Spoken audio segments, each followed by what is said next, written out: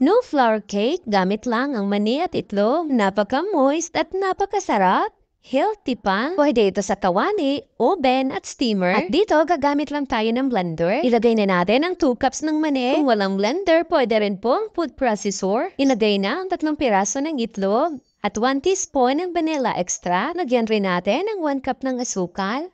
At half cup ng tubig. Dagdagan o bawasan nyo na lang ang asukal, depende na sa inyong panlasa. Ayan, at naging smooth na ang ating mixture. Ibuhos na natin dito sa ating lalagyan.